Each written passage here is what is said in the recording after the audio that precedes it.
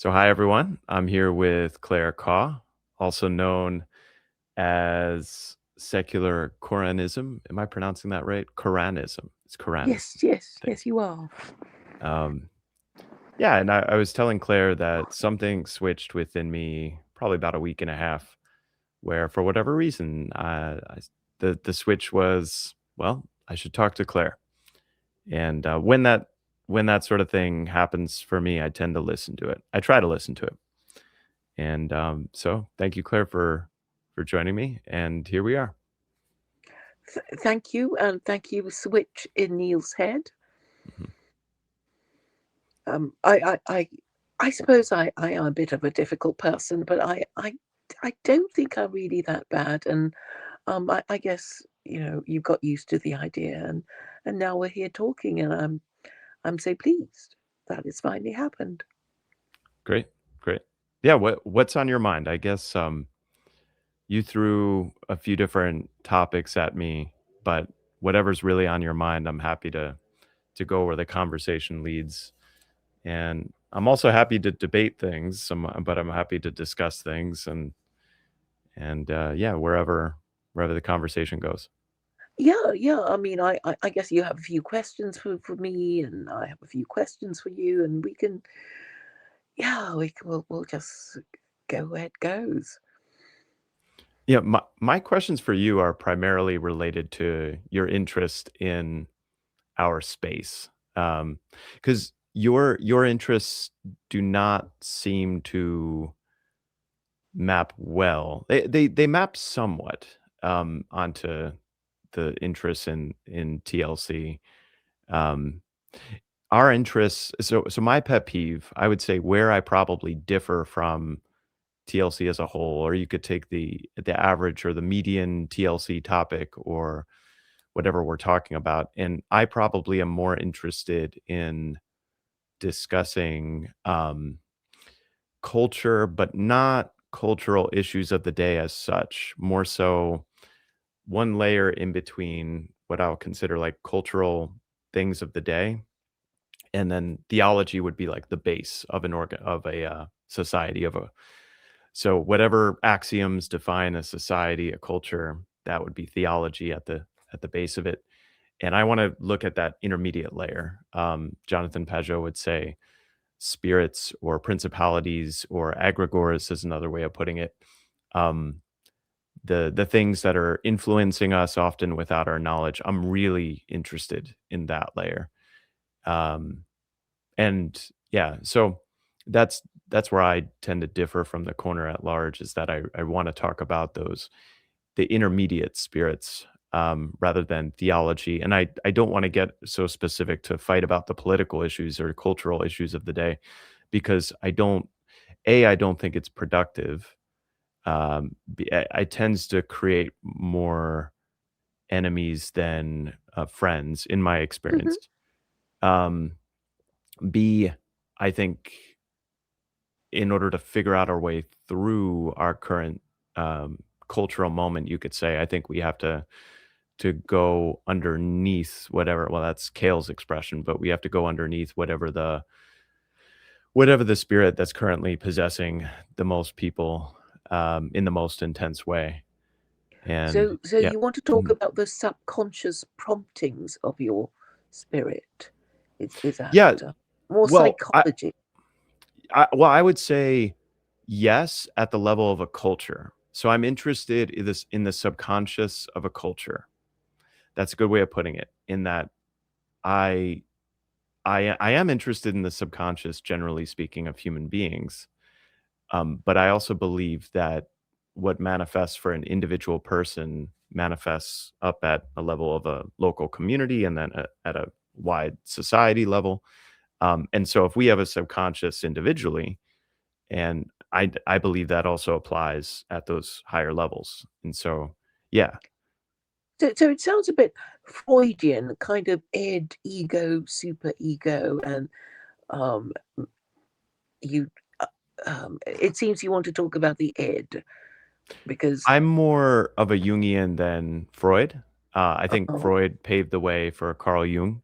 But where I'm a Jungian is I believe in I believe in archetypes. I'm a staunch believer in archetypes, meaning that resentment as an archetype follows a pattern. You know, when resentment gets a large number of people, that follows a pattern.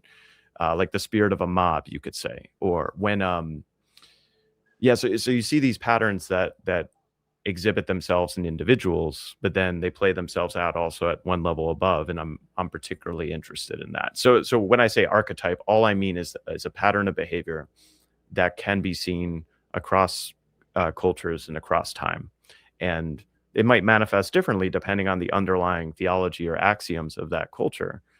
But nonetheless, it follows a similar pattern. So water will always flow downhill. The exact path of the water is going to change based on the topology of whatever it's in. But Mhm. that's what I mean by an archetype. Okay. And, um, could you give me an example of an archetype? I mean, representing maybe yourself or me or, you know. Sure. The idea of a dragon, that's a really simple go-to one. Or why young men play video games where they vanquish a monster of some way, shape, or form. You could think about a monster more generally. Yeah, that's an example. Mhm. Mhm. So you're thinking really that there's something monstrous going around and people are maybe um, half acknowledging it and maybe fearful of saying, it's here, the elephant is in the room, you know, that Well, kind of thing. there's always a monster. That's so I think the lie that we often tell ourselves is that we are safe or that, there's no danger or everything's okay. And the truth of life is there's always a monster. Like I don't know if you heard, but Chris Howard had a stroke today. I did. So there's always yeah, so there's always some or I think it was yesterday actually, but thanks be to God, he's doing okay. There's Mhm. always something that can go wrong, that's outside of our control. And that's how I would define the monster is the thing that threatens that's outside of our control.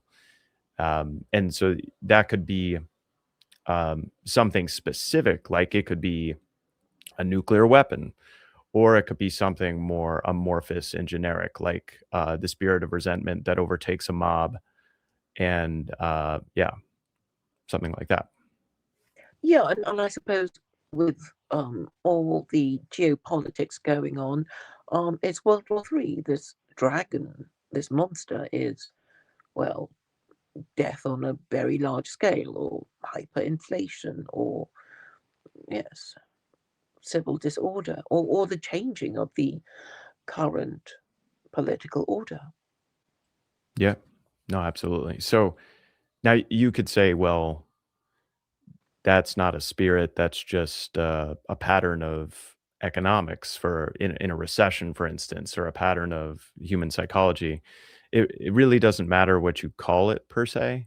I happen to believe that they do seem to have wills of their own, and I'm tempted to treat them that way.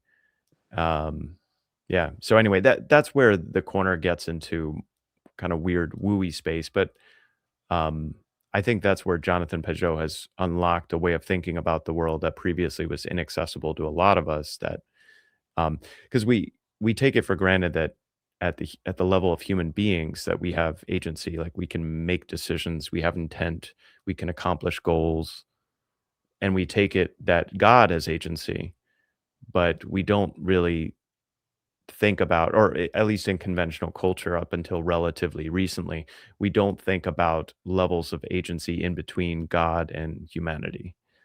And that's what I mean by spirits, egregores, and why I'm interested in. Carl Jung had a quote where he said, "Until you make the unconscious conscious, it will rule you or own you, and you will call it fate." So, and in my mind, we have not sufficiently understood the problem, and the reason that I believe we have not sufficiently understood the problem is we seem to continue to be trending in a poor direction. And inevitably, that there's another part of, you could call this my theology or you could call this my philosophy, but another part of my philosophy or theology is that we will never fully understand the problem, meaning as well as we understood World War II or as well as we understood coming out of any crisis, we will never sufficiently understand it to prevent the next monster. There will always be a new monster. But that's not to say that we don't have some semblance of control over how we each individually deal with the monster, and then how we each individually participate in bodies that also deal with the monster, like how I participate in a church or etc. Um, so yeah, I think it's important, and I'm very much in an exploratory mode. I don't have answers so much as I have curiosity and, Mhm. yeah. Yes, so it seems to me that what you're talking about is um, our understanding of our current circumstances as well as our identity, who we are. We need to know who we are in order to do the right thing and behave properly in relation to where we are. So a high status person would be expected to believe behave in one way, and low status person. And if we transpose the two, then we're going to have people looking at us funny, wondering whether we're mad or stupid or whatever. And I think understanding our history is crucial to knowing who we are. And of course, even as individuals, it's sometimes quite hard, but as a country, as a civilization, as a religious group, that becomes even more difficult when the rules are not clear and the history has not been properly described or properly taught or properly understood. I think we're in agreement on that, Jesus has this line that, "Wide is the way and many are the roads that lead to destruction," or "Many are the paths that lead to destruction." And I think the way has gotten much wider and the paths many greater that lead to destruction. Yeah, it just seems to me that technology technology and freedom inevitably create more choice, and the inevitability of more choice creates the possibility of more sin, because most choices are bad choices. That's reality. Most choices are bad. Um, and Yes. yeah. Mhm.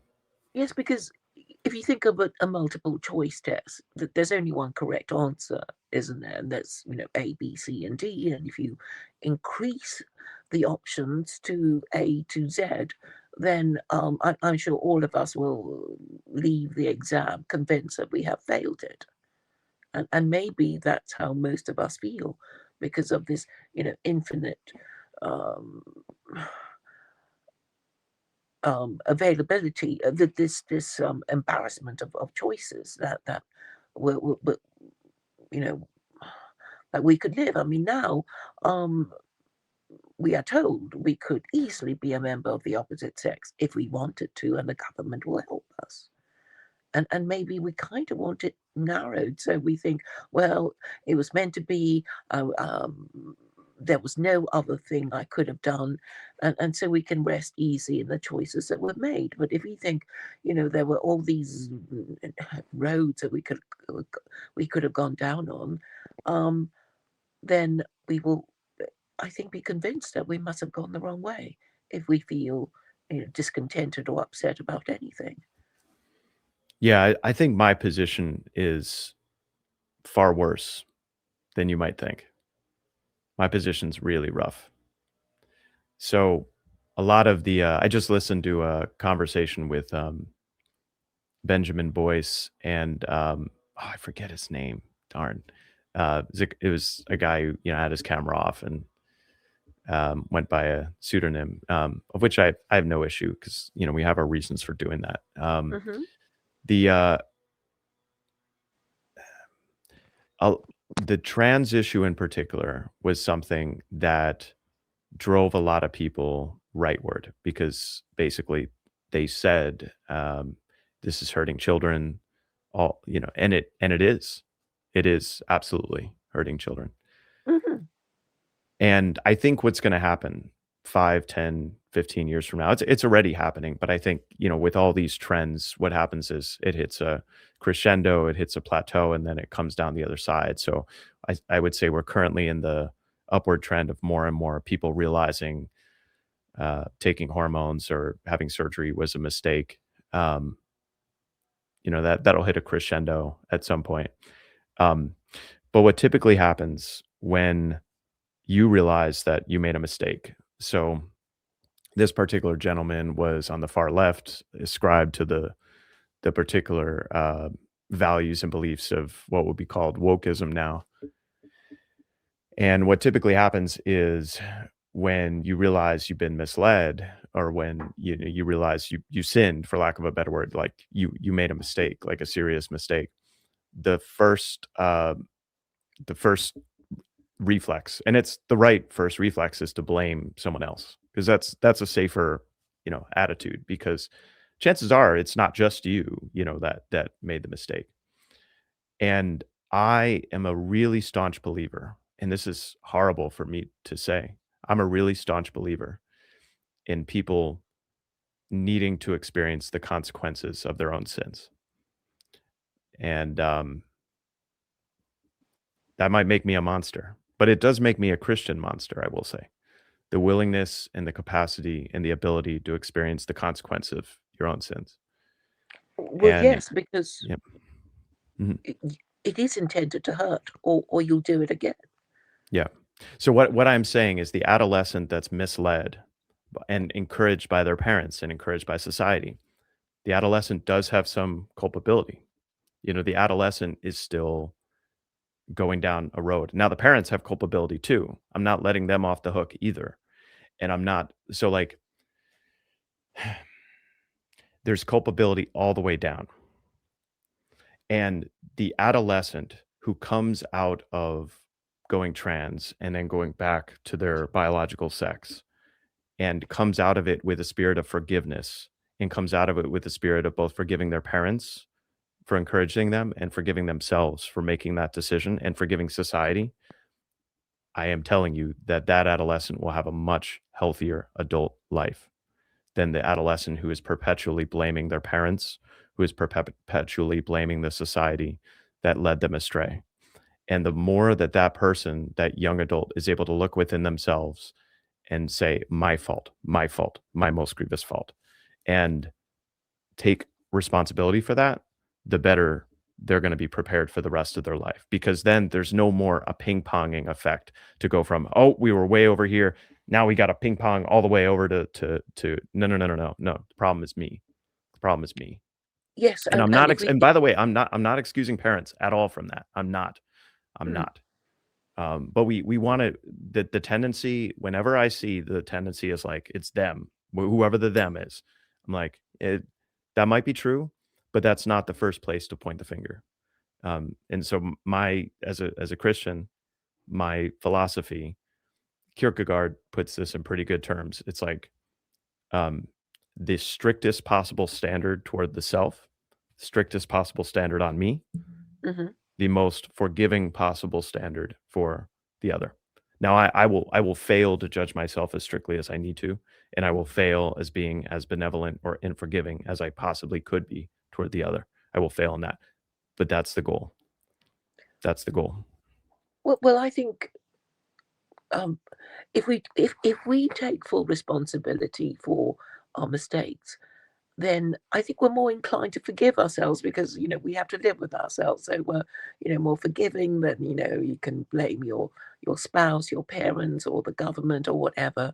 But if you accept responsibility, then I think you're actually more likely to forgive yourself once you accept the blame. And um, but we were talking about religion earlier, or um, and so I think if you did believe in God, then you wouldn't be saying things like, "Oh, I'm in the wrong body."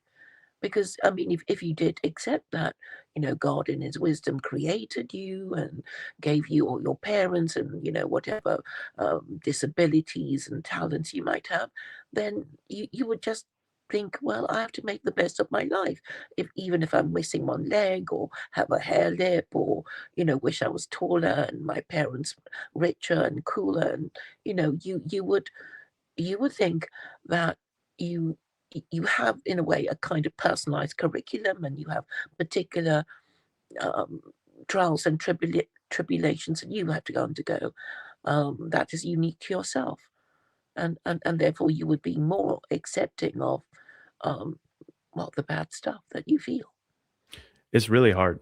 Like, the decision, the discerning of what is proper suffering and good suffering and what is suffering that's worth really trying to alleviate. And, like, all of this, anxiety and depression are on the rise, and our society wants to alleviate that suffering. And I'm let's say you have a young adult that's having bodily changes in puberty, they're let's say more creative and open than typical, and their friends reject them for their already creativity and weirdness and openness, and they think, oh, maybe this is the problem, maybe that'll fix my anxiety and my depression. And then, what, there are genuinely good adults that want to alleviate that pain and suffering, and they might be misled and misguided, but By the government. mm, it's not that clear.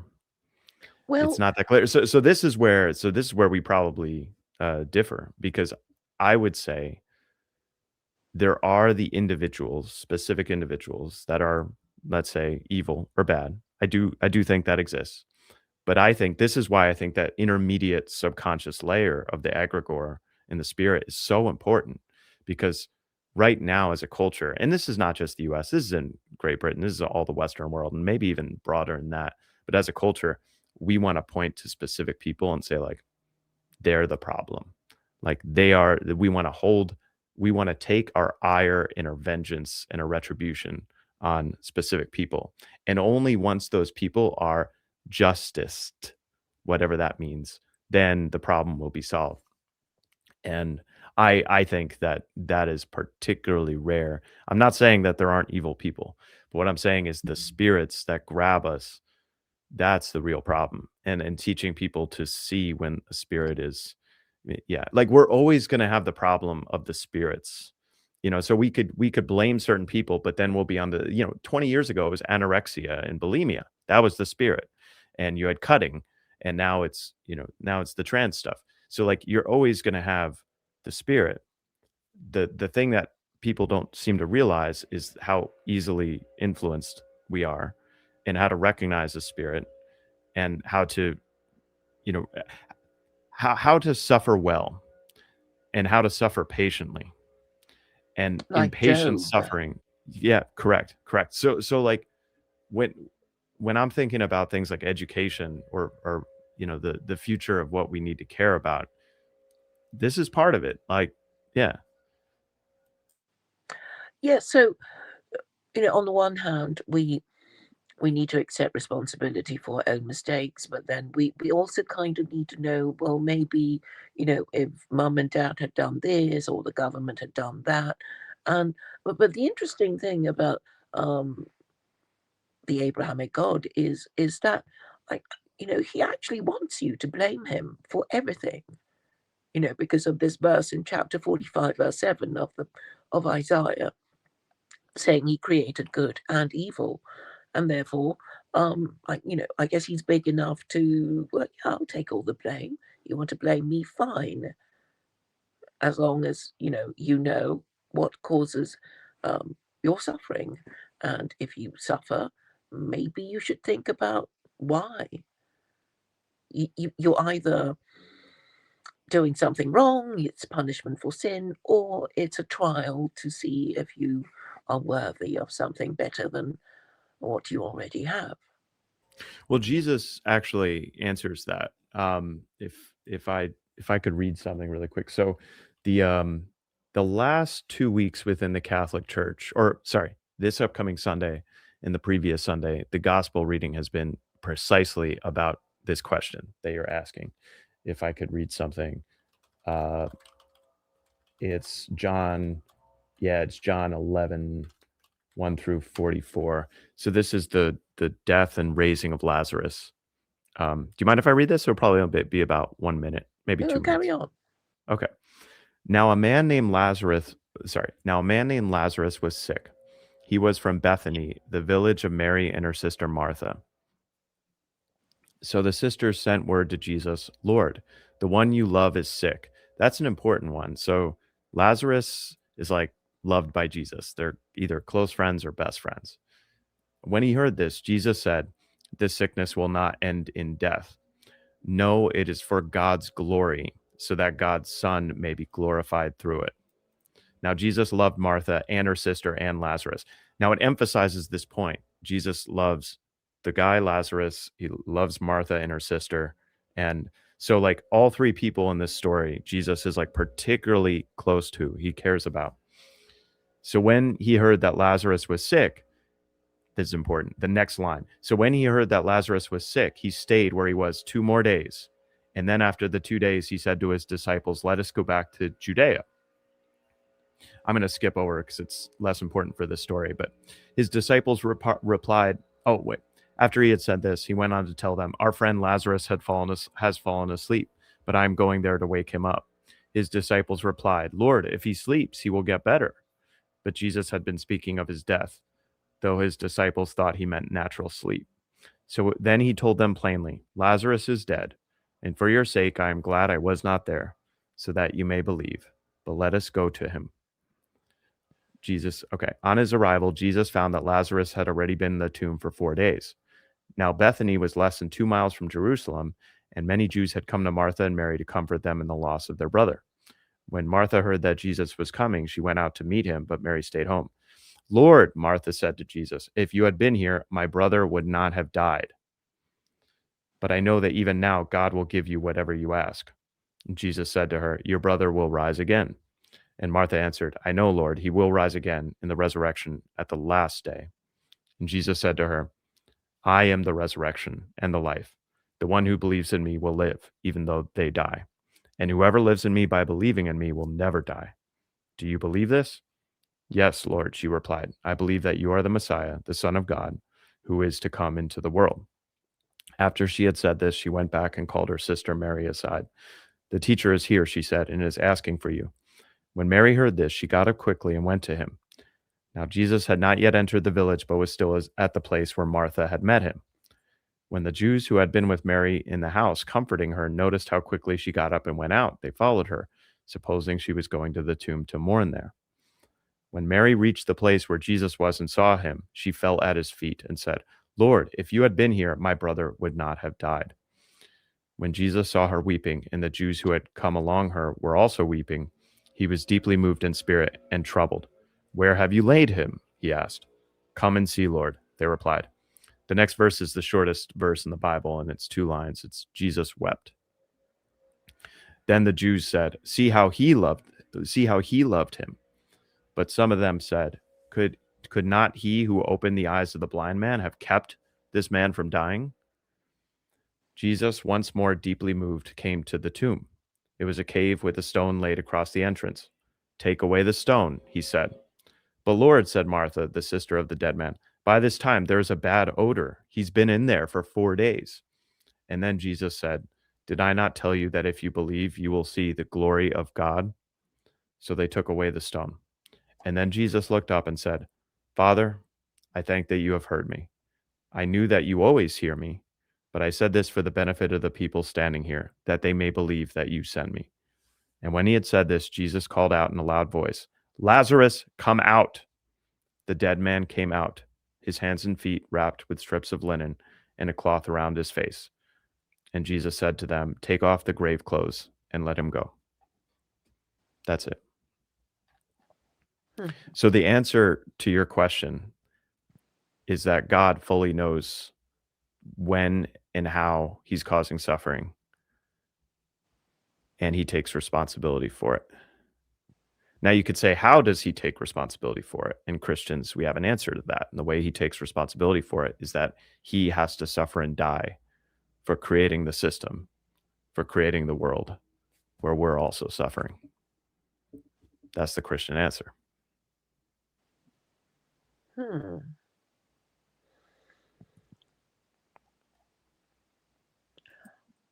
I don't really get it, to be to be honest.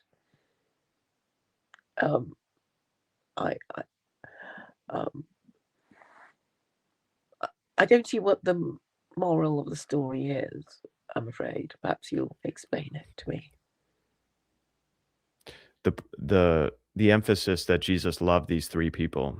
They weren't strangers that were foreign to him, that he had personal relationships with all three of them, and that he willingly waited for his friend, potentially his best friend, to die just for the glory of God.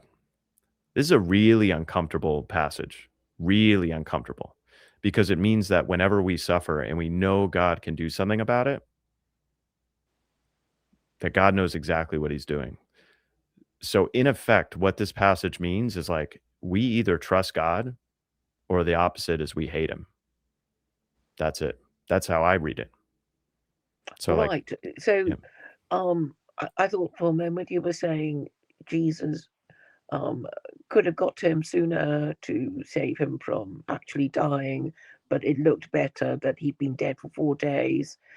So Jesus can walk in and do his magic trick and make Lazarus come out of the tomb after 4 days of lying in it. Yep. That's basically what he's saying. He's saying that I need the magic trick to be as convincing as possible. So I'm going to deliberately wait. Hmm. Okay. So, does it have any application to um, the issue of transgenderism? Are we saying that we're in um, such deep trouble, maybe World War III, and if we behave in the correct way, we might yet be saved from this terrible event? I think there's a split between the belief in salvation in our life now and the life that is to come. Um, someone might have lost their breasts or their ability to reproduce, and that's really important, and that is awful, you know. But if this life is all there is, then that's everything, and that's even more awful. Um, but if this life is not all there is, then the weight of those sacrifices, the weight of that suffering is an open question. And so again, it comes back to, do you hate the thing that was outside of your control, that influenced you, that you came into contact with and ultimately chose to participate in? Do you hate that? And how do you hate it? Or do you trust something that's beyond whatever the suffering is? I mean, that's like the question of our lives, of our world. You could say it's like reckless faith, it's blind faith, and I would say, yeah, that's true. Um, Mm. I agree. Like it's not something that you can root in logic and say, yeah, it's going to be logically we can deduce that life is going to be redeemed. Like we can't deduce that logically that World War III is not going to happen, or that if World War III happens that the world will somehow rebuild and be better after, and or if I get vaporized that that'll be better for the world in any way, shape, or form. Like I don't know how one could deduce any of that logically. So that's what I mean by I the way I think about these things is way worse. It's way worse. Yeah. So, um, I guess we're supposed to think that if we think in a certain way, if we behave in a certain way, disaster might yet be averted. I think, and there's always, the option of redemption. In the same way that the Ninevites were saved after they repented, and they repented because Jonah. went to them, even though he nearly didn't go. He was going in the other direction. And Yeah. um, yeah, so so all this is how we think. We can only behave correctly if our beliefs were correct in in the first place. Because if we have the wrong idea, then everything everything we say and do from that wrong thing will be incorrect. And I guess that's why religion is so important. And that's why even people of the same religion even what sometimes kill each other over their wrong thing. You know, um, and it would be great if people could just talk these things through. And I guess what's scary is that people are it seems beyond even the ability to discuss things in an honest and rational way. And and that is the pity of it, considering how far we're supposed to be from the time of Jesus or Moses or Noah. And people will still make their mistakes and make them for the same egotistical reasons, because I guess some of us are stiff-necked people who won't be corrected. Yeah, and however we go through the current challenges and crises that are currently hitting us now, like however we make it through, it's going to there are going to be new challenges and crises in the next generation and in the next generation after that. And I the way one way I try to think about it is like, what will I regret at the end of my life? What will I regret? Will I regret not participating more in politics? Like, if only I was a little bit louder, maybe X or Y or Z couldn't happen. I think what I will regret is not spending more time and attention on individual people that especially people that need my time and attention. Like, that's like, if someone genuinely, like, needs my time and attention and I'm not attending to that person, like, I mean, I don't know if you heard my rando with Adam's fall. Adam, who's a Mormon who's in the corner, but I kind of unpacked my story on his channel. But my half brother passed away, and that was the inciting event back in 2017. And then other things happened to me too, but that was Hmm. definitely. But but I was going through a difficult time in my life, and he's only my half brother. He's 10 years removed from me, and, I was like, it's not my problem that he's going through a difficult time. It's not like I barely know him, and, um, so that's what I mean by, like, regrets, because we don't know when we're gonna go or when, the people that we love are gonna be taken away from us. We don't know, and, what matters is, like, the opportunities that are individually presented to us and how we act on those opportunities. Yes. So What was it, yeah. suicide in your No, father's? he actually had a heart attack. He was drinking heavily and also, chain smoking, like, every day and wasn't Hmm. exercising or yeah. Well, I suppose it's not as bad as he was trying to call you and you brushed him off, or anything terrible um, like that.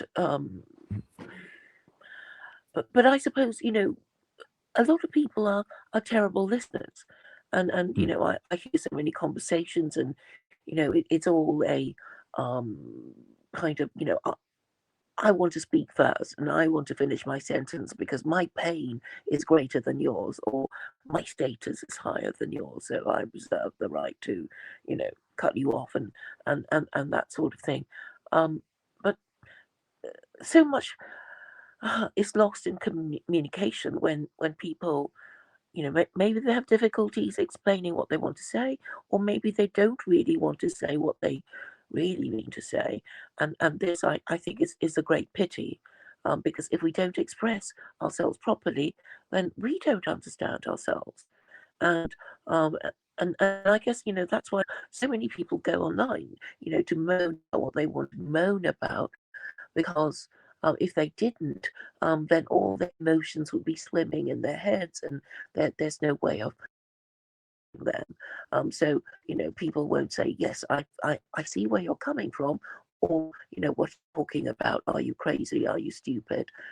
But even if you got a hostile reaction, you could, well, I mean, you could accept it or you could deny it, you could argue about it, and then, that would end up in your feelings being further processed, or you eventually finding people who agree with you, and Yeah. then eventually, finding out who you are, I guess. And No, so I so think yes, that's I all think right. it's I think it's way better that people have at least some forum to express their frustration, their pain, yeah, and find other people who can receive that. Yeah, absolutely. Yeah.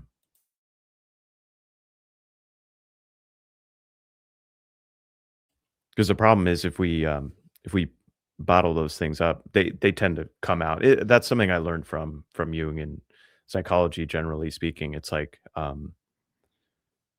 there's the no connection. No, oh, it's okay oh, now. you're good. Yeah, no, I can hear you now. Sorry, go Okay. ahead. Mhm. Um, yes. So I so I think, it's communication, but then everything is communication, business, politics, and everything. And I think, going back to psychology, a lot of people are afraid to say what they think, because, this idea of the id, the ego, the super ego, the id might, want me to want to be doing a whole bunch of things, but the ego will say, well, if you ask for seconds, people will think you're greedy, and dad told you not to, I don't know, make a pig of yourself at this, dinner party or something.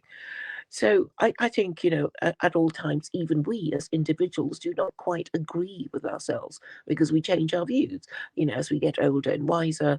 And yes, and we spot contradictions in other people, and we wonder what it's all about when they can't explain it. And it's neurosis, isn't it? When we are doing things that are apparently illogical, when we contradict ourselves, when we say one thing and we do another. I mean, are Yeah, we but even aware of it?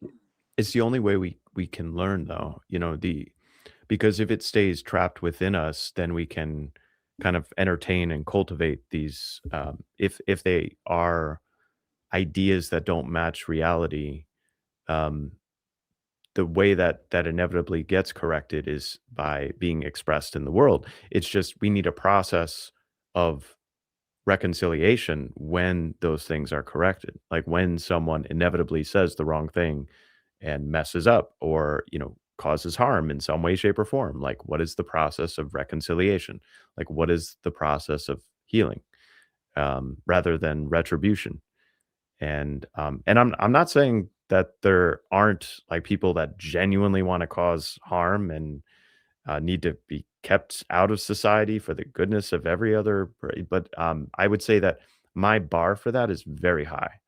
Um, I'm not a the term free speech absolutist is kind of a loaded because it's like there's such a thing as a threat and there's such a thing as but I really appreciate the American Constitution and the First Amendment. I am a classical liberal in that regard, and it's for the same reason that you just mentioned, which is that if people don't have a forum for expressing themselves, uh, in a way that they can A, explore what they actually think, and then B, whatever's within them, whatever's possessing them, get that out. It tends to manifest in other horrible ways. Like it tends to come out in the people in their life. Like they just lash out at random strangers. They're just more irritable, more grumpy, downright crotchety. And yeah, so Yes. So sometimes when you see people talking to each other, and you hear these expressions, I see where you're coming from, I feel your pain, or at some level you acknowledge what they're saying. It's only when the other person moves swiftly on, changes the subject, or whatever, that you feel that they didn't want to listen, they wanted to change the subject. And sometimes even when we think we are listening, we're not, or we haven't said the right you know, a combination of words to make the person feel validated and listened to. And I guess for a lot of close relationships, it does matter because then they'll get angry at us for not understanding them when we've been trying to tell them this thing and they never understood. So um, yes, and I think a lot of this is frankly a lot of um, unacknowledged feelings. So it's trauma. You want to repress it. It's horrible, and but it still affects you because um, unacknowledged trauma makes us, behave in an illogical way that prevents us from solving the problem. Either as individuals or as a group. And um, And I suppose I talk about history because I find that different groups have different histories and different versions of the same thing, and we talk about the story of the elephant and the blind men, and the blind men um, think that an elephant is very different from the other blind men feeling the elephant in different parts of its anatomy, and perhaps we'll never get the whole picture because we don't know. Um, But isn't see, this is where maybe, like, video game Neil kicks into high gear, which is, like, being raised in video games and role-playing games. You look at all the different cultures and moments in history and all the problems and all the ups and the downs and things that happen. It's a remarkable story. It's such a good story, like the story of humanity. It's full of intrigue and terrible horrors and wonderful, wonderful sacrifices and courage and um, yeah, it's a heck of a story and it's a heck of a tapestry and so yeah, yeah, that's how I I mean think of the God. video Like, game, yeah. the video game analogy could be sort of like reincarnation, right? You get to all these levels and then you get killed and you have to start again. Maybe that's reincarnation. I think reincarnation is kind of a how do I say this? It's a failure. It's an underestimation of the creativity of God. So what I mean by that is like I think it would be rather uncreative if we had to, even if okay, so you play I'll give you a video game perspective, and this is very interesting. And the reason I think this is significant or interesting is because we wouldn't be attracted to these sorts of games if they didn't match phenomenologically onto our subjective experience in some way, shape, or form. But in many role playing games, um, a game is judged by its replayability, meaning could you play it a second time and it's almost as fun as the first. And in poor games, if that's not the case, then it's in certain stories it's just linear and you play the story and then you're done. Other games, if you play as a different character or a different situation, then the game is wildly different and it's very interesting to play it again in a second way. Um, but the reincarnation idea, I where I think it's probably off is that in order for our life to have maximal meaning, it would mean that every single action, every single activity, every single decision that we make would be a one-time thing. Like, there's no do-overs. There's no, "Oh, I messed that up," so it means that everything we do, like, really does matter in the confines of the game, and then that's it. And when I say game, I just mean the phenomenological experience that we seem to be all stuck in called life, whatever life is. And I think it's far more likely that whatever we find meaningful or useful in this life is just simply amplified in what comes after. Meaning, like, so I actually have this problem with many Christians because many Christians who are Christian, they will say, "Well, I'm doing all these good things to try to get in that heaven, so that I get in heaven," and it's still utilitarian, if you know what I'm saying with that. Like, it's still trying to do something in order to get something for myself. And so we have this idea of heaven as like you sit on a beach in Cancun with a Mai Tai, and then you're in heaven. And I Mm. have a feeling it's the exact opposite. Like, the joke of heaven is like I'm sure God's gonna do a much better job of this than me, but, like, I suspect that the joke is, like, heaven is like, "Oh, those things that you were really good at serving and loving others in this life, like, now you get to do it, like, 10 times more intensely, serving and loving others," and everything is, like, focused on, like, whatever's after. It's, like, further up and further in C.S. Lewis speak, we gotta serve harder, we gotta work harder, we gotta love harder, like, all these things, like, ultra ultra and so the joke would be like, many people would look at that as heaven and go like, "No, I'm going to Cancun. See you guys. I'm not going there." And, Yeah. because yeah, go ahead. Mhm. And then I was saying, your idea of heaven might not be my idea of heaven. Though, I mean, I think they sort of safely assume that everybody wants to go to a luxury holiday resort that's exclusive and, with nice food and nice things to eat and beautiful waiters and waitresses and that kind of thing. Um, but I mean, I think that there would be an additional, like, would it have a library? Can I still play with my phone? Can I play my video games? And all the things I Yeah. love to do. So, one way I've thought of hell is imagine hell as a place where you are limited by your own imagination. So imagine hell is where you get whatever you want, but that's all you can get.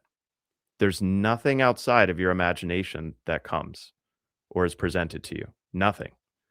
So it's only what you can think of, and that's it. And that's hell. Yeah, there's a science fiction series. I don't know what it was. I didn't actually watch it, but the idea is that hell is Earth where no one ever dies. So everyone who ever lived is just, around annoying you, and you can never, get relief from your suffering. And that would be hell. Yeah. Mm.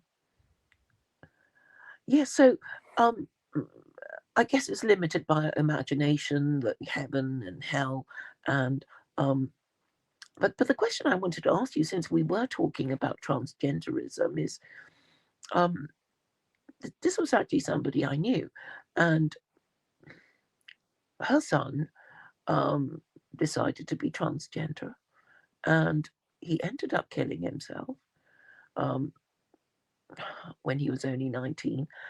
And I suppose the answer, the question that I keep asking myself is, um, assuming that you were the parent and you knew the outcome was the suicide of your um, or one of your male offspring, um, would you would you when he came to you, if you have if you could relive the experience, would you put your foot down and say, no, if you're going to do this sort of thing, you're not going to do it in my home while you live with me, um, and then be blamed for his suicide, or you're going to go along with it and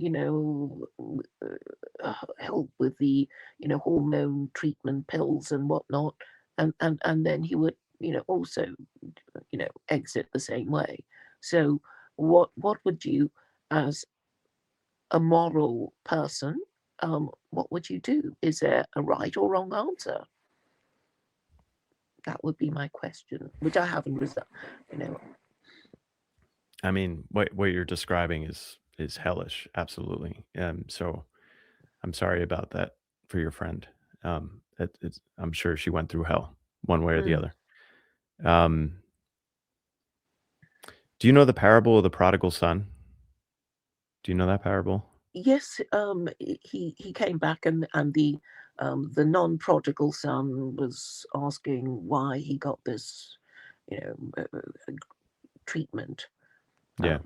when he Or wasn't even a good son. yeah, he basically asked for all of his share of his father's money, which is like treating his father as dead to him, basically, that equivalent, and him walking away. Yeah, in the last year of my brother's life, my father would be on his case um, a lot. You know, my father would be calling him and constantly bothering him and say, "Hey, you got to go to the doctor. You got to get a dentist appointment. You got to, you know." Because my brother had money, he had savings from a job that he was very smart, and he had savings for his previous job, so he was happy to just like live alone, isolated life, and chain smoke and drink heavily.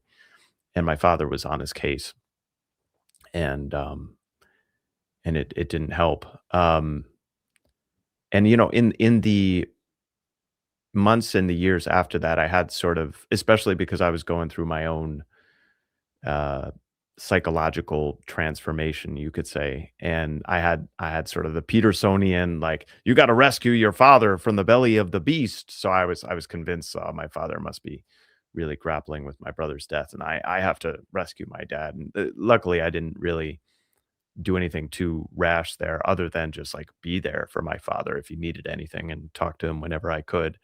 Mhm. But I had this sort of like projected fantasy of like rescuing my father from his hell, because it was worse for him than me.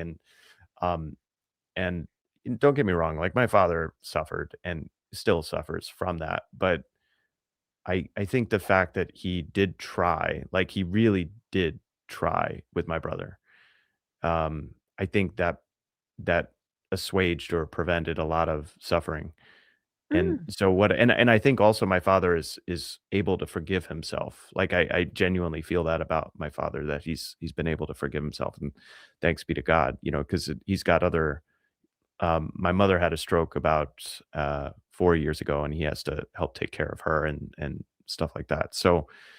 Um, so thanks be to God, like, his ability to forgive himself has not prevented him from being still a good father to me and a good husband and things of that nature.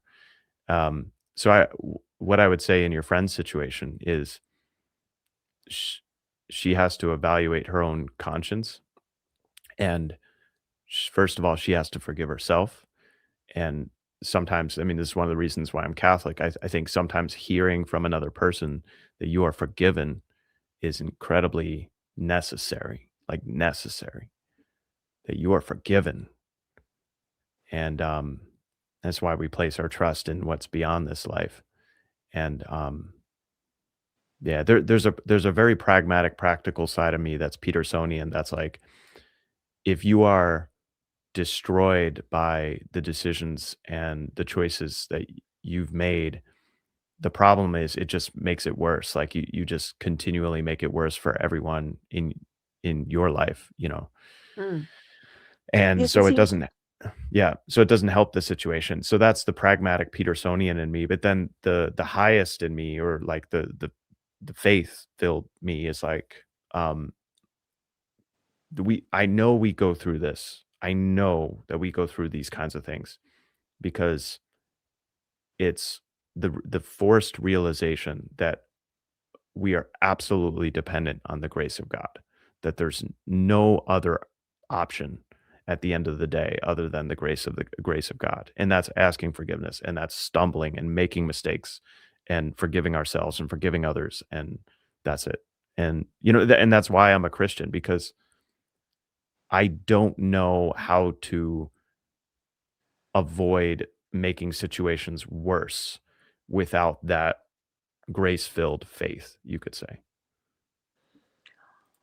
uh, yeah, I suppose what I was thinking of is, um, in the case of your father, well, he did chase your half brother up and show his concern and tell him, to tidy up his room in this Petersonian way. So he can say, well, I did my best. It wasn't like I neglected him and never called him and wouldn't pick up his call.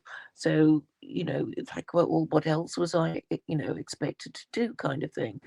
But I suppose, w- with my friend who um had to go through that with her son.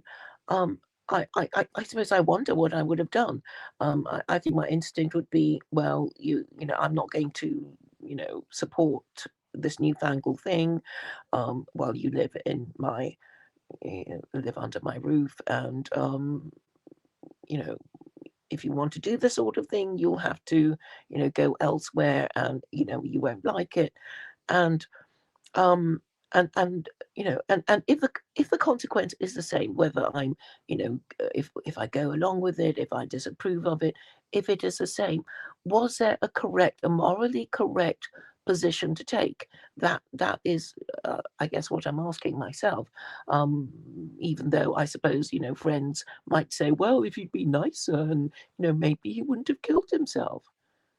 But Mm. okay, Mhm. then I was nice, and he still killed himself. So, that I guess is, the moral dilemma. Um, Yeah. that that I would say that that strikes me as something that really separates Christians from Muslims and Jews, um, in that my and I could be wrong about this. My inclination is that Christians, generally speaking, rely more on a principle.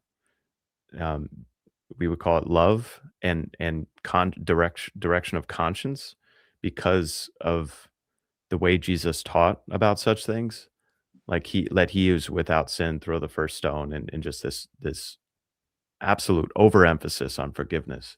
Like ridiculous emphasis on forgiveness. Like, Lord, do I need to forgive him 7 times? And he's like, no, no, no, 7 times. Like the emphasis on um and that's not to say that there's no absolute right and wrong. mm, I would say that the Christian emphasis is that like the the right and wrong, some rights and wrongs are self-evident. Like lying, stealing, cheating, killing, raping, you know? Um, and so there are rules, and then there's this, like, myriad of complexity, and when someone like, for example, Hezi is, like, grappling with, well, what is the proper Jewish law of, uh in regard to electronics for my children? Like, the way I evaluate that for my daughter is "Okay, is it affecting her adversely or is it affecting her in a positive way where she's being more creative, more, she's creating stuff, she's building stuff, she's doing things. And that's how I have to judge it. I have to judge it based on an ideal instead of a set of rules. So if if an action is not getting the desired outcome, then maybe the problem is the set of rules is not proper, or maybe the ideal, the aim is not proper. So like that's what I would say the Christian emphasis, and I'm sure Joseph and others will correct me in the comments below, but like my real gut instinct on this is that Christians really emphasize a focus on ideals, and the ideal has to come from individual conscience. It can be governed by the law, but the Jesus says, think not I come to abolish the law, but fulfill the law." Is that and this is what you would also hope for children, is that when children are young, it's like, "Don't touch that. Don't go there." Da, da, da, it's just like hard and fast rules. But as they grow in maturity, it's not this sudden switch where they go from 0 to 60, or I guess in Great Britain it'd be 100 kilometers per hour. They don't go from 0 to 100 in, you know, one day when they go from 17 to 18. The hope would be it's a gradual process of increasing their responsibility such that they are able to be governed by their own virtues and ideals that are their compass for making good decisions. And also that the parents don't simply just vanish. But this one thing that's driven me crazy about culture is like we treat like people the day before 18 one way and the day after 18 completely different. And it's this like, man, that's a it's not good. I'll put it that way. It works if they're at the point where you hit 18 and they are in large part ready to discern and make those decisions. But yeah, I would say that that educational piece. And I'm not sure what the answer is there because it's not like we could raise the age of adulthood to like 30, you know. So yeah. So I don't. You see, ideals in themselves are not particularly helpful in my view. You need okay. An example of an ideal is that you should get 100% for this exam. But not everybody is able to get 100%. So you know, you might say, well, what do I need? How much do I need to get to just pass the exam? And I think you do need a kind of minimum standard. Like, well, I'd like to go to heaven. I know I'm not perfect. So what is the minimum I have to do? And, I mean, even in maths, you have this idea of the lowest common denominator and the highest common factor. And, somehow you kind of need to know the least you can get away with and the ideal. And maybe if you don't have enough rules, people don't really know. And that might, cause a lot of mental health issue because doubt I think is more destructive than loss because you don't you if you had a better idea like as a driver you do need that line in the middle of the road so that if you have an accident of course they're going to ask you well before after before the collision were you on the right side of the road or not. And if you were not on the right side of the road, then they would be inclined to think that you were, maybe you caused the accident by being on the wrong side of the road. And for Yeah, this no, reason, I think, the rules it's are a good helpful. question, but where w how would you differentiate between clearer and more rules and bureaucracy as such? Like the bureaucratization of everything. Well, you need some rules so people know, what not to do. And so they can't say, "Oh, I didn't know there was a rule like that." So, and then, you want them to say, "Okay, it's fair enough. I shouldn't go around killing, robbing, and raping. I should have known." And obviously, in any so civilized society, there would be laws against that. It's that sort of idea. I mean, today I was talking to somebody who said, "Well, I don't need to be told that I shouldn't, rape and rob and murder." And it's like, well, there are some people, who might try to get away with it. So, and obviously, if you catch them, you should punish them, and they should be punished. So, it just makes things clearer, and also it's helpful for us to know, um, who are the good guys and the bad guys in our society. So, if we have to live together, we want to know who are the outlaws and who are the, people who keep the rules. So know we know who to trust our children, who to hire as a babysitter or, stuff like that. Um, so I think it is helpful. And, I think it's because of the history of Christianity that um, people don't. Well, I mean, just because Christians have fought each other so terribly over the centuries, now they don't really want to talk about who won the wars of the Reformation and who is a heretic because everybody is a heretic, or every denomination have called each other heretic. So I guess they don't want to talk about it, and then they wanted religion to be a personal thing. But then what about our laws? About transgenderism, about gay marriage, and all the other stuff, because at the end of the day the law enforces a minimum standard of morality that it would help us to stay above, to remain a civilized society that isn't about to crash and burn. Do you believe in evolution? Like, do you think biological evolution is a real phenomena?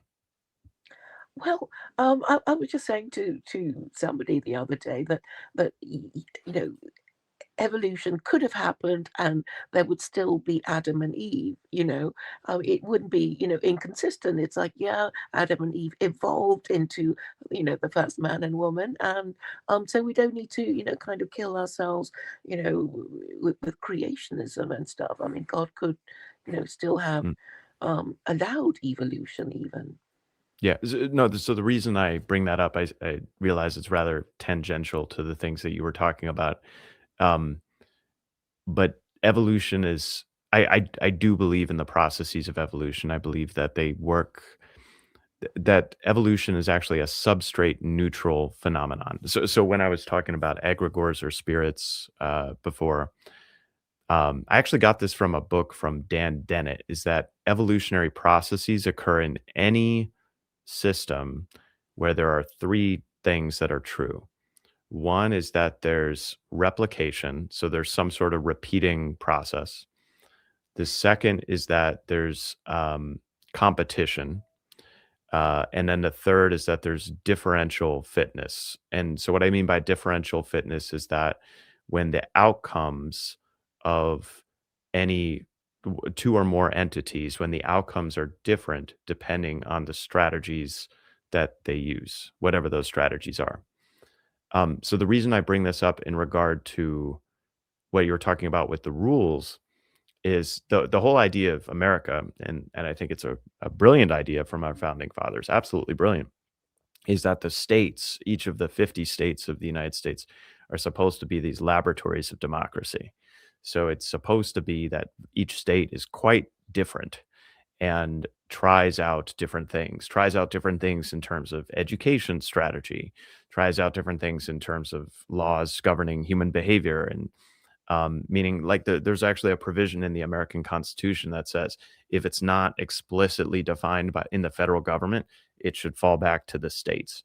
And it's even before they knew evolution, somehow the founding fathers knew that like if we have all these, it, it's a fundamentally humble disposition because it's like well we don't know like what's going to work well right now or the next generation we don't but let's let the states all try out different things and we'll Hmm. figure out whatever works best and then whatever works best other states can decide to copy it and with their freedom choose to copy a better strategy and so I actually see that evolutionary process playing its having played itself out in Protestantism and the reason that I see Europe having risen technologically speaking above the Islamic world, starting I would say 1500s to 1600s, and is because Europe was in effect a conglomeration of a myriad of different kingdoms and competitive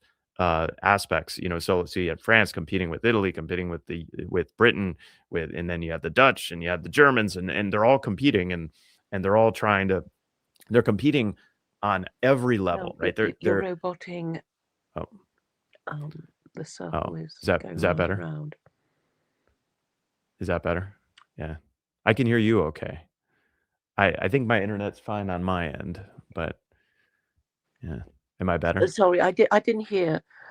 You have to repeat what you just said Oh, because no I problem. didn't hear it. No, well, I was talking about Europe being a laboratory of experimentation. Of in Protestantism was that undergirding layer of experimentation where you have all these different ideologies and belief systems within Christianity, all competing. Now they were competing scientifically and they were competing technologically in engineering, and because there were wars and there were threats from the Islamic world, but also Catholics threatening the Protestants and different countries threatening each other. But the Hmm. point was that you had all these different parts of Europe that were all competing with that underbelly of the society being that was the religious framework that was training the minds and the hearts of the individual citizens, the people within that society. And I think the remarkable thing about Protestantism is that it allowed for this process to happen very fast, like this evolutionary. It is an evolutionary process. I don't know what else to tell people other than that because a there's competition between the You different mean religions. survival of the fittest? Well, I would say not even survival, but just uh, yeah. I mean, survival is the most important, but I would say that in any telos, meaning in any goal, there's competition. So it's survival's at the bottom, but then whatever the goal is, there's competition if there's, limited resources toward that goal and there's differential fitness, meaning that two or more entities have different outcomes depending on the strategies that they're aiming for the goal. So the goal could be colonization of the most places. The goal could be worldwide conquest, but the goal also could be like, we're going to set up multinational corporations where, or we're going to, the goal is like, we're going to create the internet and so the United States like took the cake for the building of the internet, and then the question is like, why those places? And I think it's because of this Protestant ethos of the willingness to compete and change, update according to the requirements of the time. And now, ironically, what's so interesting now is I see the pendulum swinging, and I think what's happening. I'm throwing a lot out here, so feel free to pick up any one of these threads. But what I think is happening is like we have as a people, as a planet, we have picked all the low-hanging fruit of the tech tree, meaning all the technologies that are really helpful, like electricity and uh, computers and all these tech, like refrigeration, air conditioning, and the motor and steam engine before that, and gasoline, but nuclear energy, etc. We have discovered all these things, and I suspect that there's just not that, like, the low-hanging fruit has been picked, and there's just not that much. So as technological progress slows, and I really do think it's slowing, the what has seemed to happen to me, this is my perception of it, we have as we have secularized, we have placed our faith from faith in God to like faith in, oh, our children will have it better than us because of science, technology, engineering. We placed our faith into the future of science, technology, engineering.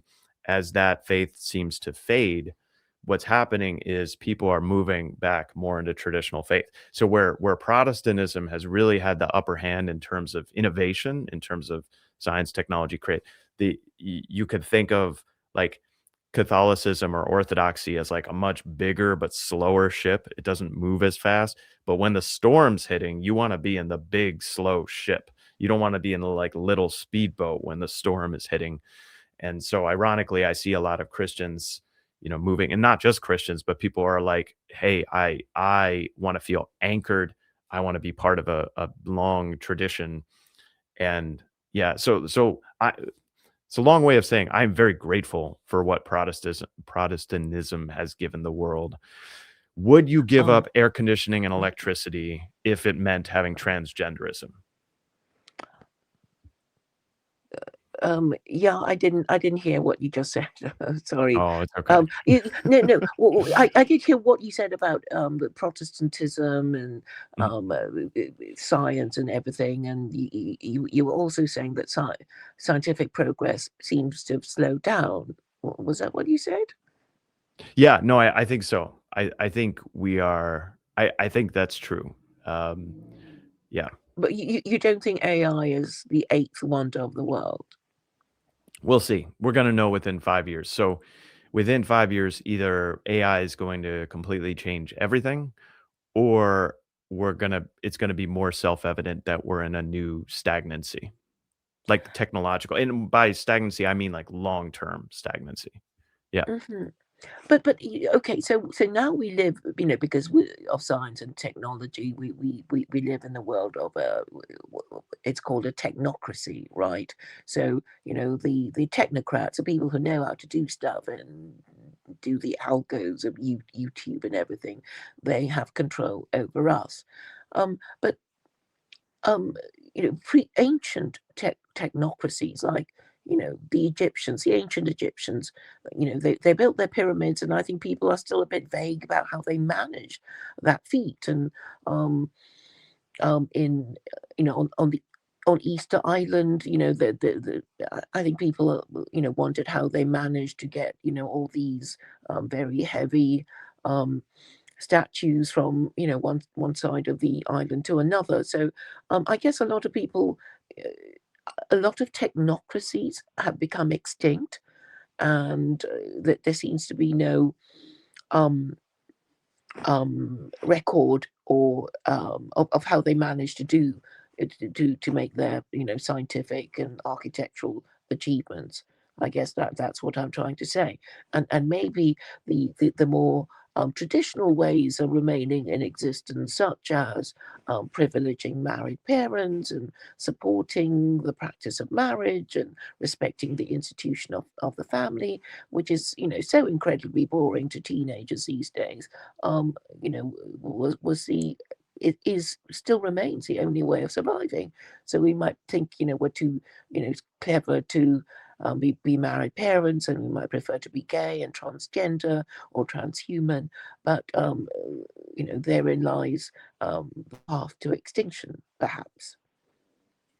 Yeah, I don't think, um I think a lot of people worry about population collapse, and I do over the short run, but again, it gets back to the way I think about, these any evolutionary system where you have differential fitness. So if there are ways of life that are able to be sustained over the generations where they're having above replacement rate fertility, then those are gonna be the ways of life that persist into that new generation. So, um, within the United States, it's the Amish. There are other groups too with really high fertility. Within Israel, it's like the Hasidic, Judaism. Um, so as across a population, especially a large population, there are always segments of that population that are above replacement fertility, even if the population as a whole is shrinking. So if the population as a whole becomes more like the Shakers, I don't know if you know the history of the Shakers, but they were Protestant denomination that believed all sex was evil. So reproduction was evil, and so they died out and over about 80 years. They ceased to exist. Hmm. Um, but what happens is that there are segments of the population that are do not believe those things and are having children, and they become more plentiful, and that, so I think the next 40 years is going to be I've described it as a wilderness time. Like, it's gonna be a tough time, and the reason it's gonna be a tough time is because the average, age of the population will and China's already experiencing this Mm. worse than the United States, where the average age keeps going up, up, up. And so a population where your average age is like 60 or above 60, it's not really gonna be sustainable. Things like Medicare or sorry, these are American It's terms, but it's like terrible in Japan. healthcare for the elderly. Yeah, yeah. But that is a short sorry, I shouldn't say a short-term phenomenon. It's a 1 to 2 generation phenomenon. It's not indefinite because, like I said, if there is a segment of the population that's taking family, children, you know, uh, if there's a segment of the population that is successfully perpetuating itself into the next generation, that's the segment of the population that's going to grow and have more say in the future. You could say because the population will grow. So what I'm saying is like we if my sense is like we're entering a difficult period. Like it is a wilderness time. It is a time in the desert, and I think the Bible has a lot to teach us about that. But like there is a way. th- Yeah, it's not the end. It's just difficulty. Like there's a difference between difficulty and the end. Yeah. So Yeah, yeah. Even when you know such historical events as the fall of the Roman Empire, it didn't mean that everybody in Rome died. They just had a different system of government. So it doesn't mean and yet even if you talk about Western civilization as we know it, I mean, it's not that there will be no Westerners, but they will live under a different belief system or different political system, and I guess that will okay, well, I guess war and revolution is always disruptive, but it doesn't mean that people there will be a complete die out. What I'm trying to say really is that um when when things okay, we were talking about the population growth, and I think even within the same nation, um the middle classes tend to have fewer children because um, the reason seems to be, it's all I can do to have just one or two. I can't afford all the designer clothes and the school fees and the music lessons and blah blah blah. While poor people will say, well, it's not that hard to bring, to feed, maybe five children and make sure they survive into adulthood, because we don't have to worry about university fees and music lessons and tutoring and that kind of thing. So in the end, the poor will just outbreed the affluent, I think, unless people become I very strict. yeah, I don't think it's so much about poverty as it is about faith. I think, um, in the past, in a farming population, that people had children because they needed the work, they needed the labor, and I think where having children becomes predominantly a personal choice, what children really are number 1, a bet on the future, and then number 2, an act of self-sacrifice, for that bet. So I'm sacrificing now for some hypothetical future, um, Hmm. when it's a personal choice. And so both of those things, so long as, that dream of science and technology and engineering, as long as that dream of, like, my children will have it better than me, it's really not, a big leap of faith to say, like, I'm gonna have children or I'm gonna bring children, into the world. But as that dream of, like, better science, better technology, et cetera, kind of fades, and, um, and as if the economy contracts, then there's gonna need to be something greater than, like, the here and now obvious thing that drives people to have children, and as I see it, that's faith, and it's like Jesus Well, saying, "The yes, meek will and inherit also the earth." Yeah. and also, the traditional ideas of sexual morality, Mm. right? I mean, there were obvious reasons for disapproving of, you know, spinsterhood and being a confirmed bachelor and being gay, because if because, well, not even married couples want a child every time they have sex. So um there is this sort of idea of, well, only married couples have the right to have sex and children with each other, and that is still the idea of the marriage license, which in America you still call the marriage license, which focuses the idea of, it licenses you to do certain things that you otherwise would not be allowed to do if you didn't possess a license, that you have to jointly apply for. And I think loss of religion and loss of belief in God has, you know, made us think we can have sex with whoever, because obviously if we did have premarital sex, nothing much happens until now, because I think the endless complaints about uncontrolled mass immigration is caused by an aging and shrinking society that is not producing a working class, necessitating the importation of these people, which is obviously causing anxiety and you know Yeah, yeah, there's no doubt anxiety. that there's no doubt that the illegal immigration hurts the working class the most and, helps the very rich the most. There's no doubt about that. Um, the, oh, shoot, there was something I was going to say, but I forget. I'm sorry, keep going because I forgot Yeah, what yeah. So it's kind of like, it's almost a behavioral addiction. I mean, gambling is a behavioral addiction, and so is usury, and so is just import. Once you've got quite a few of them in your country, people will say, well, they won't notice if we have a few more from India or whatever, because there's so many of them already here. And then I guess at the beginning of it, it's sort of like, well, we can't wait for our working classes to marry and rear children and wait 16 years before we get the labor force that we want. We want it now. Our shops, our factories, you know, um,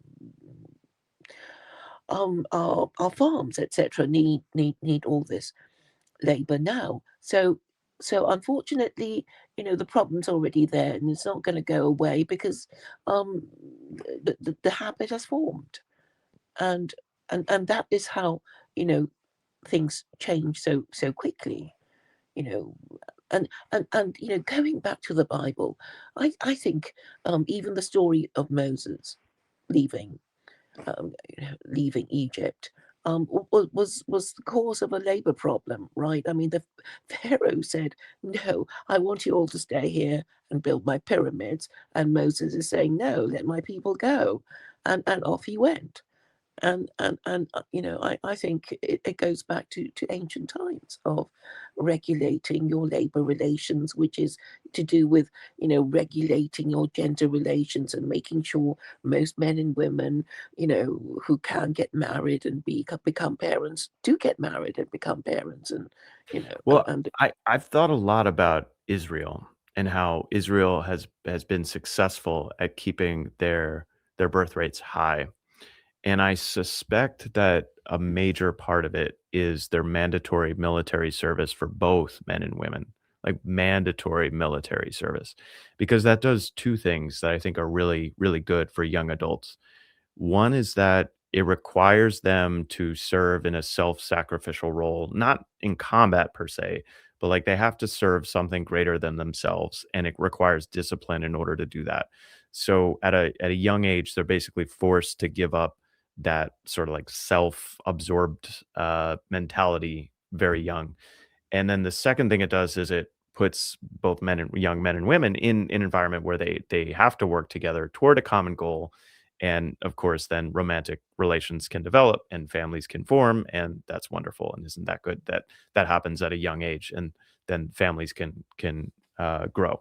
Um, so like I've thought about that how Israel has done that, and I've thought to myself that because in the United States, we have like a aging infrastructure that's under repaired, like bridges. Here in New Orleans, if you ever come to New Orleans, it is potholes are notoriously bad. It's like a running joke that potholes I don't know if you call them something else in London or I call the them way you would call potholes. it. Yeah. Okay, like a truck is a lorry or whatever over there. Hmm. But anyway, here in New Orleans, like the potholes are awful. And mayors have gotten elected saying that they're gonna fix the potholes, and then they don't fix the potholes. Anyway, Hmm. um, so I've thought about, like, wouldn't it be cool to expand the Corps of Engineers and, if you enlist, then you don't have to serve in a combat role, but you could learn some engineering. You learn and you only make a little bit of money, but you do all these things, and we help repair the infrastructure of our country, and then it's that mandatory service period where you come out with like some education and also some references that you can get a real job because you actually know how to build and fix things. And anyway, so yeah, I do think about that problem. I thoughts on that, but I did remember what I wanted to say before. Hmm. Okay. Yes. Um, so it's interesting that so to go to my point again about these middle spirits, the spirits that it's interesting that like as the United States contracts its borders or has a more anti-immigrant ethos that has come out of the United States over the last 5 to 10 years. Um, it's interesting that that has also been echoed in other countries, and, like, a common term could be something like social contagion, or it's the spirit of the age, it spreads. Um, and even in the UK, I think there's a lot of popular sentiment rising about, the desire to deport people, and I was thinking about how the stock market is never a reflection of how the economy is now. Like the stock market is a future indicator. Like it's always beholden to the future expectations of what the economy will be or how it will perform. And I think spirits act in much the same way in that like the spirit of what people are focused on or care about or are resentful about or scared. Scared is probably a better way of describing it. Like the spirit of what people are afraid of is more of a representation of the sense of like what will be than or what could be rather than what is.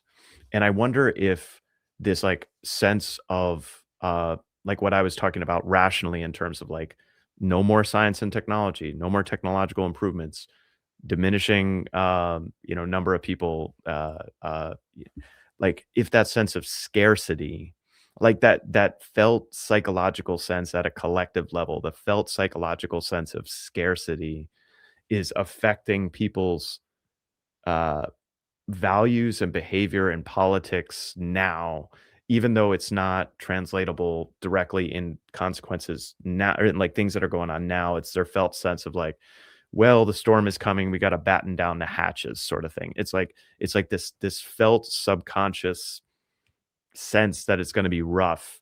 And it's like, well, okay, we got to lock the doors, we got to prepare the borders, we got to what do you think about that? Batten down the hatches because, yes, I mean, I think way back in early America, there were already, lots of white people who didn't like the other kind of white people coming in, and they were mean about, the Italians, the Like Poles, Gangs and of New York, which was Irish against the natives. Yeah. yeah. So I don't think it's any different, but I think the chief problem facing the West is America doesn't have a proper religion, because you pride yourselves on not having, an established religion. And that I think makes standards of sexual morality go, you know, well, very low, because then it means that you will have rising rates of illegitimacy, and that has implications for the crime rate. And um, That's changing, by the way. Like, the people who are having sex the most now are married like, married and monogamous. I don't know if you knew that, but um, well, I mean, the last time I looked at, I read that the illegitimacy rate was 40%, and that was, many years ago. And then they said, oh, mm, it's 40%, and I thought, well, um, surely it hasn't stayed the same. It should have gone up, but maybe they're not, reporting it, because it seems to be normalized now, for you know, unmarried parents to, for tax reasons, or benefit reasons. So, it what certainly what is normalized in the yeah, UK. what I credit that with is, like, again, this, like, mid-level tier spirit of fear generally, and fear generally means, like, be wary of the stranger, like, whoever the stranger is, be wary, and so that like, that sense of excitement and curiosity, like, sexual excitement from meeting the stranger and the one night hookup and all that, like, that is now tempered more by this sense of, like, fear and dread that something's coming. That's that's what I that's what I suspect is going on there, and it's also why we're pulling back into the screens, into our phones because it's safe. The phones are a safe, like, no one is gonna threaten me or, within the phone. I can just cultivate it to the things that I find assuaging and comforting. Yeah. Hmm. Yes, and you mentioned Israel a few minutes ago, and I think that there is a difference between the Haredim, and the secular Jews, who apparently, have shrinking synagogues as well for the Reform Jews. So their birth rate has gone down for the secular Jews, while for the traditional Jews, they have a healthy birth rate. And it seems the secular Jews also find the Haredim a bit intimidating, because there's so many of them, and they tend to have lots of babies. And Yeah, and I suspect that in the US, there will be a similar dynamic in, like, a generation or 2. Yeah, because it's the religious that have children, so there will be yeah. Yes, yes, and I think in China, the kind of, well, acknowledge the failure of the one-child policy, and now they say we want 3 children each now from you, and that's not really working with the Chinese parents who say, oh, it's all we can do to just have one. It's too much trouble, and whatever. Um, and it seems more and more of them are being gay and not wanting to marry, and nobody seems to be taking becoming parents very seriously when before, um, they would well basically frighten Chinese parents into having an heir and lots of spares because I don't know if you're aware of um the ancient Chinese religion of ancestor worship. You're half Korean, aren't Yep. you? No, no, I'm married to, my wife's family is originally from Vietnam, but she was born here. Oh, But right. no, I know I look somewhat Asian, but I'm not. So Oh, right. No, no, because I no. thought you said that you had Korean roots, or maybe I just got confused about what you said. Um, but Yeah. But the ancestor worship thing, if you go back far enough, it's basically there in every culture. And, even it's interesting because the way I see Catholicism now and the litany of the saints, and it's kind of like taking the positive side of that worship, but it's saying, "Hey, these stories are important. These people are important, and we're gonna bring their stories into this, like, giant procession worshiping God." And that's how I see, like, Orthodoxy and Catholicism having integrated that fundamental respect and veneration of those who have come before, kind of hierarchically in time, you could say. yes, I think this biblical commandment to go forth and multiply is, I think, common to all cultures. It's like, well, of course you have to go and breed, or you will just be an aging, shrinking society, and other people will come and invade you and take your stuff and women. So there was a biological imperative too, and for the Romans, I suppose they did have demographic problems after they became a victim of their own success. When there was a time when they were thinking of imposing the bachelor tax because too many of them were bachelors. Um, but then they were practicing pederasty as the ancient Greeks were, and I guess maybe Christianity was the whole with its very firm views on monogamy was what was the attempt to kind of reverse the population decline of the Romans, who I guess that once they conquered all these countries and brought all the slaves back, maybe they suffered the same thing as the West now, and all these foreign workers coming in and basically displacing the free labor, and who had to be entertained with bread and circuses. And then eventually they refused to even join the army, and then of course they had to hire mercenaries, and that, according to Machiavelli, was the beginning of the end of the Roman Empire. Because once you hire mercenaries, it means that you're just not up to fighting, and people can just come and take your stuff, I guess. Hmm. Mm. Well, so, I have to go in just a few minutes here, and we've gone for about an hour 40, but any final thoughts, Claire? But I really appreciated this conversation. I think there were some useful, constructive things that we covered. Yeah. Yes, yes, I think so. And what you said about evolution and survival of the fittest, I think there is a kind of survival of the fittest for secular political ideologies as well as religions, um, and obviously being a Westerner, um, the West is a beneficiary of organized religion when, people had to kind of, because they believe in God, allow a policeman to enter their minds, to police their thoughts, to, Mm. be better able to obey their king or something. But So, the policing of their thoughts,